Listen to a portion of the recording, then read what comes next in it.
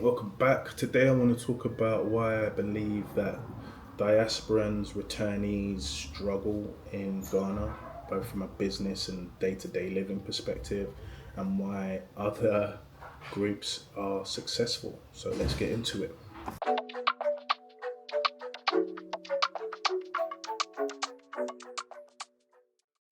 So first reason I think is just about our makeup and how we have grown in the West. So for example, I'll take my example. I grew up in East London, and when we were younger, our examples of success and our reference points for success were the people that were traveling into the city to work in finance, right? So the city of London was right close to where I grew up. And so you could see the skyline of Canary Wharf and people going to work in their suits, and that was a measure for success. It started to rain, it's quite nice. So when you're growing up, you think that going to an office and working in an office is the ultimate success measure. There were also very, even going through to university, there are the institutions that you aim to be in.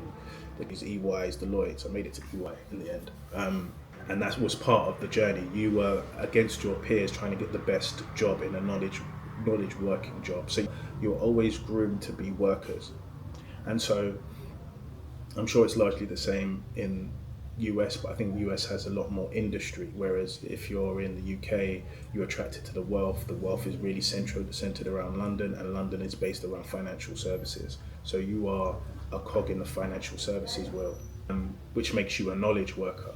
So when coming to Ghana or Africa in general, when you come to do business here, you may have a knowledge worker mindset. I've had it as well. I mean, even me building Kuro, I'm using my knowledge worker mindset to build a solution that I think will work in Africa because I've seen it work elsewhere.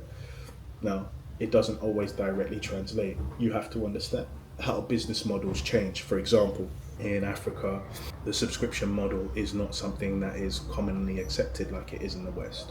It's more the top up or pay as you go model that is commonly accepted. So it's different, and you have to understand those nuances. And if you come with a purely Western mindset and haven't tested the ground well enough, you may come with an innovative product with the wrong business model, or an innovative product for a market that's not willing to pay, whereas they would be willing to pay in the West. So that knowledge worker mindset doesn't sit well here, because here it's very much a trader mindset. I have something that you want, let's exchange, or I have something the market wants, let's exchange for value. And I think that's a major thing that we as diasporans get wrong here. Another thing I think the diasporans get wrong is, and I speak to a lot of diasporans, people who speak to me about real estate and stuff like that, it's just the lack of knowledge is dangerously poor. You know, I've spoken to people where they thought about vegan businesses or storage businesses. The landscape here is completely different. You know, if you're going to come and do a food business here and you want some degree of Western food business, look at what the franchises are doing. Go and study what businesses work well, because there's been so many restaurants that come here, open and close, because they don't understand the lay of the land. They don't understand how it actually works here and demands, what the consumer demands are, what their price points are. And then, you know, another reason is that in order to get started, a lot of people go with physical premises first, and physical premises here cost way more than what it does in the West in terms of your initial outlay or cash outlay. So you may be expected to pay 5 years up front in rent here. So you're committing to a business idea for 5 years because you've paid the rent. You've not been and not allowing yourself the room and space to experiment to see if something works first. You're actually committing immediately. So with that cash flow injection, you've got to make it work. It's difficult to pivot because you have so much sunk cost. So people get that wrong here as well. And I think another thing is, in replicating your Western lifestyle, you'll do it at 2 or 3 times the cost in the West. Simple things that are cheap in the West, or cheaper relative to what your income is, fast food is expensive here. So you need to have an understanding and a network of people to help you understand the landscape and what is the smarter thing to do in terms of spending money and what have you. There are people here that earn 800 cities a month, 1,500 cities a month, 1,200 cities a month, which is equivalent to what now, you know, £150, right? But they last the entire month. So, what is it that they're doing to manage their money? You could go to a restaurant and spend that easily in one sitting with one or two friends. I think another piece is romanticism versus reality. When you come on holiday, I've done it many a time before, but I'm Ghanaian, I'm from here, it's different.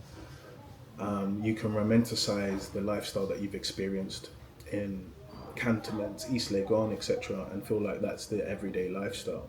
If it is your everyday lifestyle, you have to earn a lot of money, and it's not sustainable.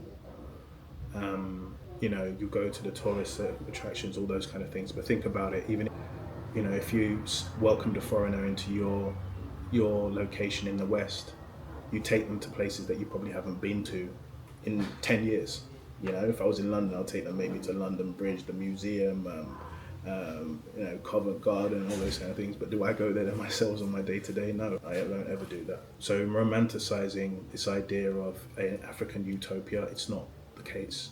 What I'll tell you is fundamentally, Africa and Ghana is less convenient than the West. That is one thing. The Amazon style deliveries, that's going to come, and I think there's ways around to get it, but it's not, that logistic network is not in place. Home deliveries, there are aspects that you need to understand the system. You can make it happen, but it doesn't happen in the same way. It's not like single click, two click, and then something's on its way to you. And if it is that way, you're just spending in order to get that convenience. So it's different. It's a little bit more old school here. I will go to the supermarket or the market, right, and get things done, as opposed to sit at home and make an order for Tesco and it arrives and the next day I'll go and collect. That romanticism as well, it doesn't take into account the slowness of the system. The system is inherently slow. It takes time. It's relationship based. It's not automated. For example, setting up a business in the UK can take you 12 minutes and I can't remember what the price is anymore, maybe £25. Here, it might take you months and you need a person in there who's progressing things for you. Passports, painful. Driver's license, painful.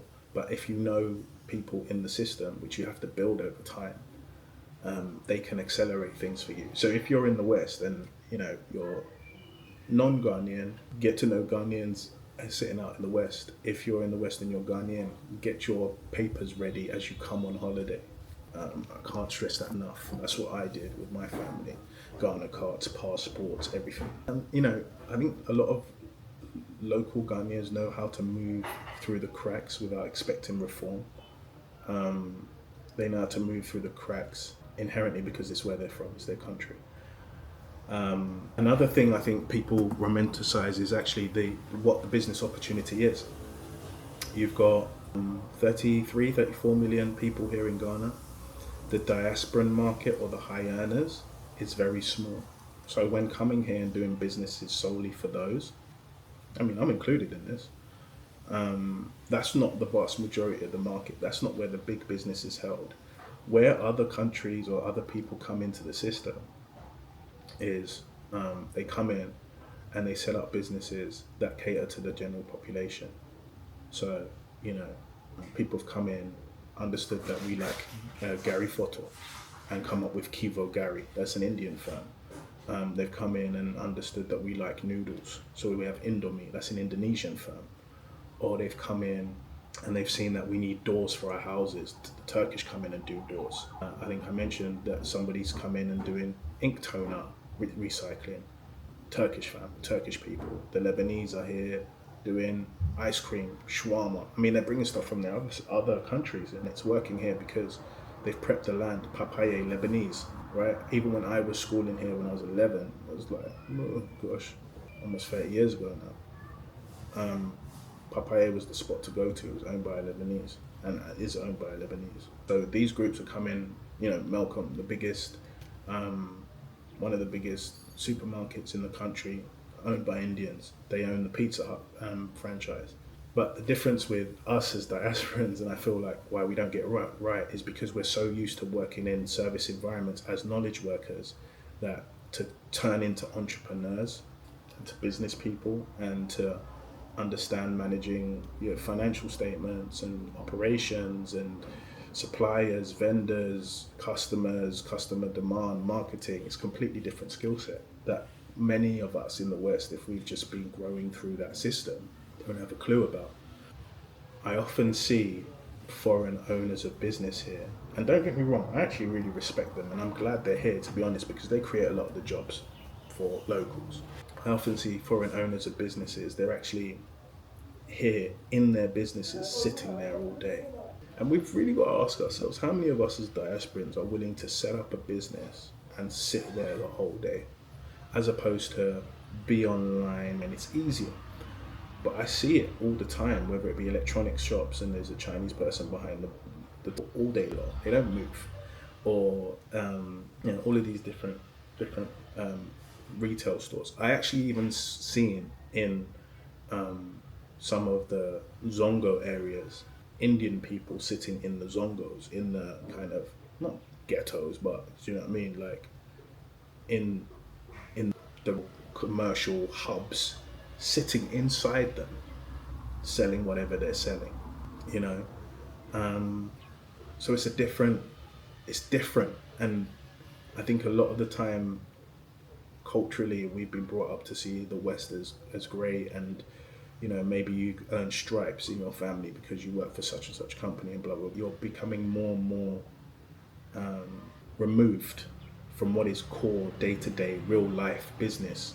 If and the thing, I did a video on how AI will impact the West before it impacts Africa, and that is a core example that all of this knowledge work will be automated and outsourced to AI and agentic workflows. And then what have you got left? You've got food industries, probably you've got clothing industries. What else? Realistically, what else? So in Africa, industry is governed by small business, quiet players. Not everybody's singing up and down, jumping up and down on what business they're doing. And there are some really interesting kind of multi-millionaire businesses that are operated in the dark on pen and paper. So where are the opportunities? There's a lot of mediocre services. So if you can build trust around a high quality service, or at least a good quality service that eradicates pain for serious players, you're going to be in good stead. People rely on networks to get things done, to alleviate their pain around getting things done. But it's not like, it's still a really poor and inefficient system. So if you come in, identify your gaps and those systems forward, you'll do well. Another reason why diasporans probably struggle here in the system is they don't have any embedded network. Now I didn't really have an embedded network per se, but what I did over time through Kuro, because it connected me, and that was it was a value driver, right? I could demonstrate my value quickly to people in positions where the systems didn't work, which meant that it could get in front of the right people, and the pain was universally understood, and I could communicate that. And that helped me build my network. My network's really been fantastic. But if you come isolated in thinking and not maybe ready to share ideas or to come with a solution to issues, you're going to be asking for favors. And I didn't want to do that. I didn't want to have to leverage my elders to get me inroads into different things. I wanted to be it off my own merit. And there's a place where you can do that, but you have to come with value first.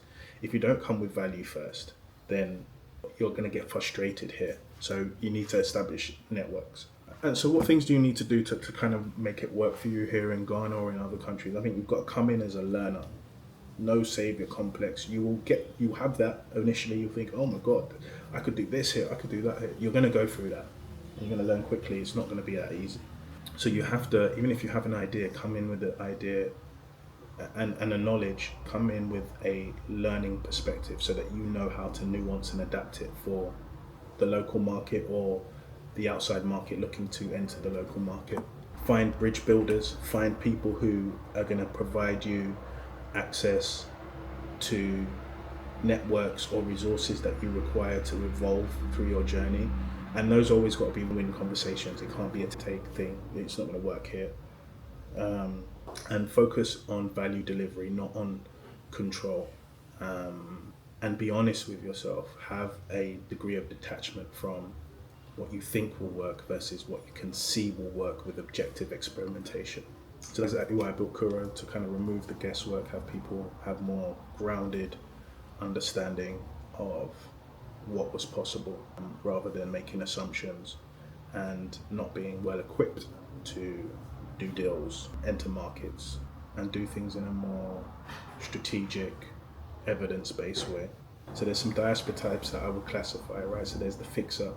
So that's someone who wants to come in and just fix everything.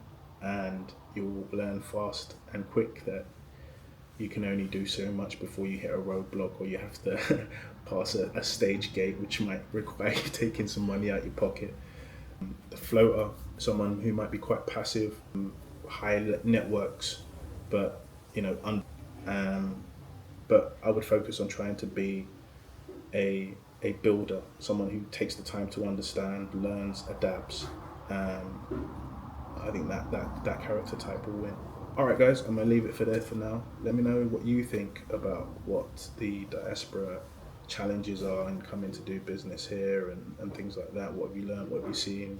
Any key insights that you would add to the community? Let's share it all in the comments. Please like, share, subscribe. If you like this video, I'm sure you enjoy my opinions on why I think that AI may collapse the West and advance Africa. Until next time.